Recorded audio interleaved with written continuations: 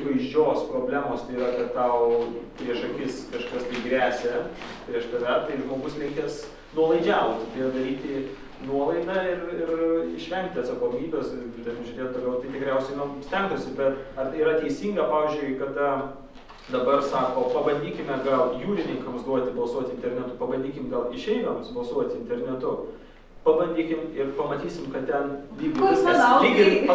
lyg ir viskas veikia, ne?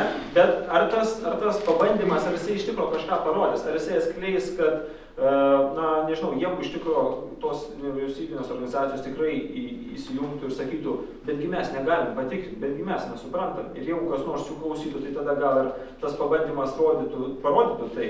Bet jeigu, tarkim, jos nebūtų įtrauktos arba tokių nesusidarytų, tai tada atrodytų, kad iš tikro pavyko, viskas veikia ir tęsiam toliau šitą idėją. Su tais bandymais. Prašau.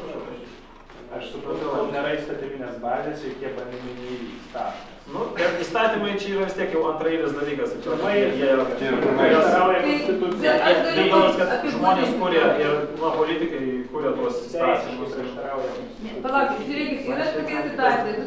Birželio mėnesį susisiekimo ministras Masiulis pasiūlė pataisas prezidento, savivaldybių, Seimo, referendumo rinkimų įstatymuose, kuriuose numatė balsavimą internetu galimybę.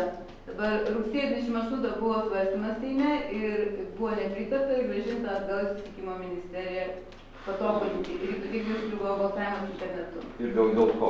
Dėl to, kad prieštarauja tarptautinėm direktyvom. Duomenų apsaugos direktyvom. Žinot, kaip su tais įstatymais, su tais prieštaravimam konstitucijais ir visais kitais. Konstitucijai ne, direktyvoms prieštarauja. Tai čia yra kiti dalykai, bet... Kas konstitucijai prieštarauja, tai gal matė dabar spaudoje Smetonos pasiūlymas neleisti balsuoti tiems, kurie Lietuvoje negyveno 185 dienas metuose, neaišku, kuriuose. Jo, bet biškis gal labiau. Tai klausimas, tiesą pasakius, dar norėčiau surišti su vienu vieninteliu žingsniu, kuris taip ir nesiakcentavo visiems žmonėms. Kad žmogus balsuotų internetu, jam reikia suteikti galimybę balsuoti. Dabar duotų momentų, kas identifikuos, kur tą nusiųsti. Žmogus turi registruotis. Taip, jeigu nori, tai registruojasi, savo e-mailą nurodai ir tada jau būtent tą e-mailą tu atėjai. Pagrindinis žingsnis ir egzistuoja dabar kol kas to sprendimo.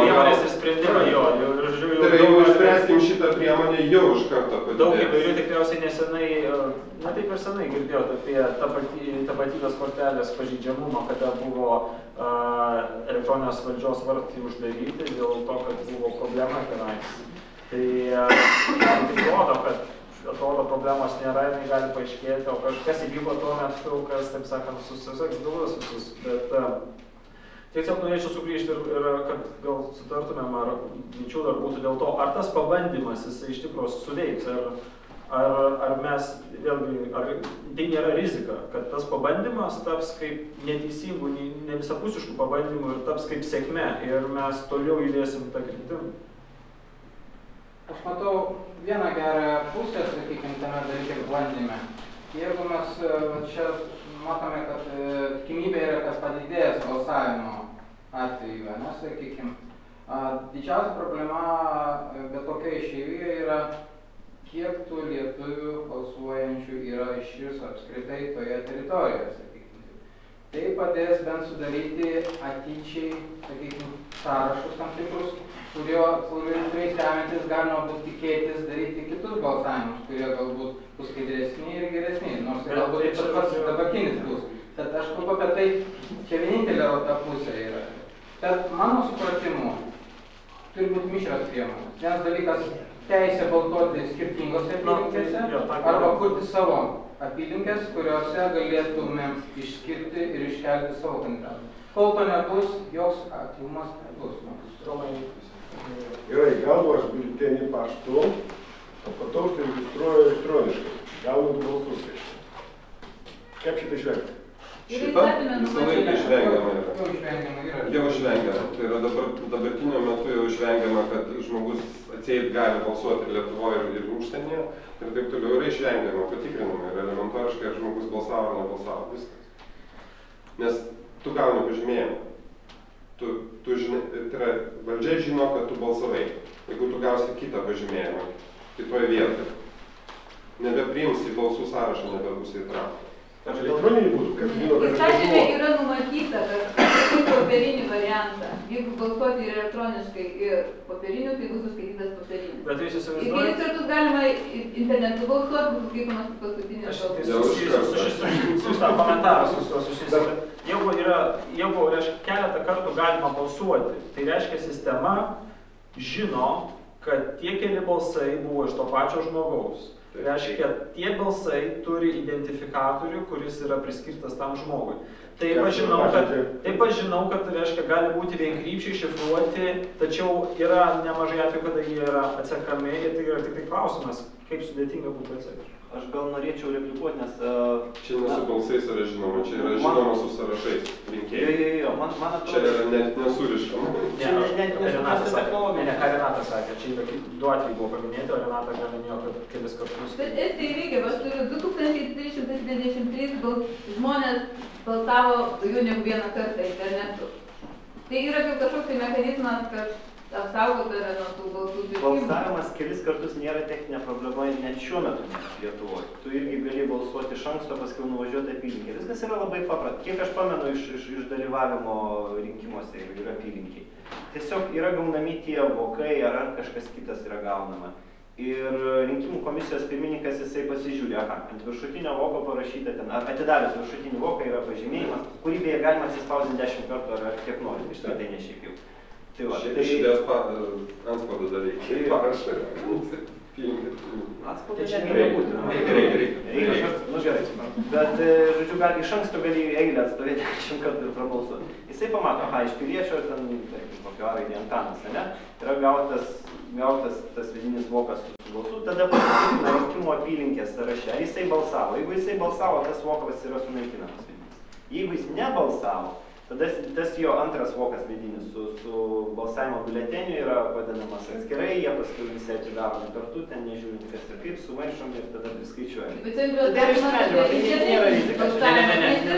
Yra raktai, kad pirmas raktas yra, kur suriša tave kaip balsas su asmeniu, paskui jau atkoduojamas ir anonimiškumas prasideda, kai jau parlamentas. O va čia prasideda specifika informacinių technologijų, kur viskas vyksta truputį kitai. Matot, bet kas, va, tarkim, paimkim ten žmonės siuntinėjasi muziką filmą. Dėl ko jie siuntinėjasi? Dėl to, kad nukopijuoti muziką ar filmą yra pigų, paprasta, nemokama, greita. Tai visą tą sąrašą tų dviejų vokų galima pasikopijuoti iš šono. Nuo tos rizikos niekas neapsaugos. Žinot, kriptografija, šiandien informacinė teorija, visi tie dalykai, kurie labai progresuoja. Šiandien aš žinau gerai bakalaurinius minėjau. Tai yra specialūs protokolai, kurie būtų taikomi tik tai užtikrinti saugų balsavimą. Aš manau, kad vyksta akademinis judėjimas, kuris... Sakykime, visai neseniai buvo kalbama dar, kad G3, pokalbių slaptas kodavimas, jisai neįveikiamas. Štai čia, metais gal, ne? Konkrečiai žmogus pusę metų pasėdėjo, nulaužė, čia išparinus informaciją. Šiai dienai, net iki šiol telefonai turi problemų, tik nepasakoja apie tai, kad jų pokalbiai nėra saugus.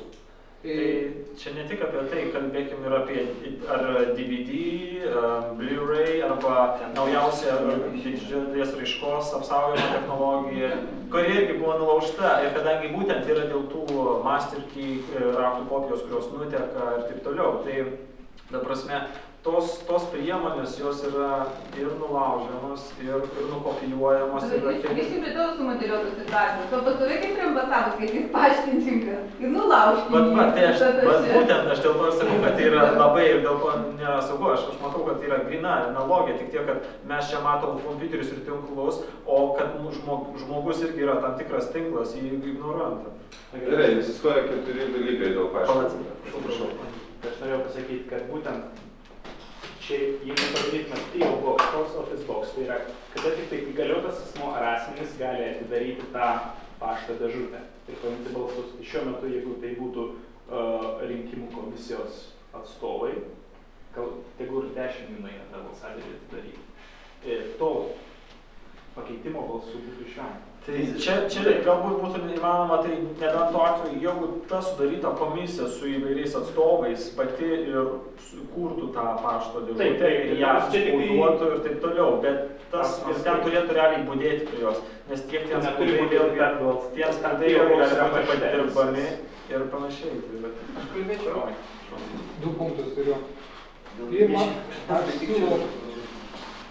aš siūlau prisiminti, kad Lietuva yra ypatinga pasaulyje savo konstitucinė tradicija istoriškai ir mūsų konstitucinės, reiškia, sistemą kopijavo didžiausios pasaulio valstybės. Mes esame tikrai inovatoriai šitoje srityje ir galbūt nematėjo laikas daryti vėl naują ciklą inovacijų toje pačioje kategorijoje. Ir galbūt reiktų padaryti drąsiai eksperimentų ir šito e-balsavimo demokratijos srityje, ką, sakykime, mes patys save paskelbę esame kaip drąsi tauta. Antras dalykas tai yra tai, kad pasaulinė vadybos praktika patirtis ir ypač stambiausių pasaulio korporacijų patirtis, tokių kaip IBM, tokių kaip Virgin, tokių kaip General Electric, rodo, reiškia, jų vadovai siūlo tokį protų nesuvokiamą principą naudoti valdant įmonės. Tai yra tiesiog IBM vadovai pasakė atviru tekstu, jeigu jums trūksta rezultatų, tai sąmoningai palyginkite klaidų skaičių, įsisąmonindami, reiškia, klaidas, ir tai jums leis greičiau įsisavinti ir greičiau progresuoti už bet ką kitą. Tai pati baimė, reiškia, daryti eksperimentą ir įsitikinti realiai, būti inovatorių ir priekį ir avangardai šitos srityje yra, mano supratimu, pagrindinė galbūt teisė ir pareiga, ką Lietuva turėtų padaryti dabar. Tai yra neviltis kažkur tai, reiškia, gale traukinio, ką pasaulis daro, bet tik šitų priekį ir daryti drąsius naujus bandymus. Plius, trečias punktas tai yra tai, kad mano manimo šiaip balsavimas toks epizodinis ten, sakykime, ar savivaldybių rinkimuose, ar Seimo rinkimuose, jis nėra, mano supratimu, toks dramatiškai svarbus, kaip, sakykime, turėtų būti svarbus dalyvavimas referendumuose ir ypač jeigu tai liestų, tarkime, konstitucijos keitimus. Tai mano supratimu labiausiai reiktų galvoti apie šitą referendumo organizavimą, o ne tų rutininių balsavimo klausimus, kiek minės apie kažkokius teisinius, nes būtent konstitucijos klausimas yra pats svarbiausias, tai yra stuburas visos teisėtvarkos, o konstitucija yra atsilikus nuo realybės. Specialistai konstitucijos sako, kad jinai yra nelegitimi šiuo metu, lietuviai jos nelaiko prie širdies, kaip amerikiečiai nesako, kad jinai gina mano gyvybę. Ja reikia iš tikrųjų updatinti, atšviežinti prie realybės ir ten turėtų būti šitie punktai ir sudėlioti, kurie liečia ir demokratinio balsavimą. Ir aš turiu omeny, kad būtent ir pilietybę. Skaitant šitą klausimą. Ta prasme, kad mes, mano manimu, privalėtume daryti bandymus per šitus, sakykime, rutininius rinkimus, eksperimentuoti drąsiai, o kel klausimą iš radikalų, o ką mes darom su konstitucija ir su referendumais. Ir va ten turėtų suveikti mūsų tas tikrasis išbandytas modelis. Tai va, dėl eksperimentų Estijos modelis, tai kaip ten yra iš tikrųjų, ten kaip, veikia, pabandė, aš tiesiog sakau, grinai paralelė tokia, pabandys išėvės lietuviai, sakys, ir estai pabandė, išėvės lietuviai pabandė, viskas veikia. Tai ten yra keletas smulkmenų, bet juos sutvarkysim, tai kaip čia? Aš nežinau, kas yra Estijai šiuo metu. Aš žinau, kas ten buvo 2007 metais, nes skaičiau angliškai SBO Europos saugumo bendradarbiavimo organizacijos ataskaitą, kuri buvo nusiuntus tarptautinę stebėjimo misiją, jie paruošė ataskaitą. Tai tos ataskaitos išvados mane truputį prablaivino žiūrint į estus. Jeigu aš iki tol galvojau, kad gerai, jiems ten pavyko technologiškai padaryti kažką, čia tik tai yra esminiai klausimai dėl slaptumo, dėl dar kažko, kur negalima aukoti, dėl tų visų patogumų. Tai, kad teko paskaityti toj ataskaitoj, žinot, aišku, visą tai vyko prieš 3 metus, ne šiuo metu, gal tai pasitaisė, bet taip, sistemos kodas nebuvo atviras, čia, tarkim, diskusijų klausimas. Audito išvados nebuvo skelbiamos viešai, nebuvo prieinamos visuomeniai. Kokį audito?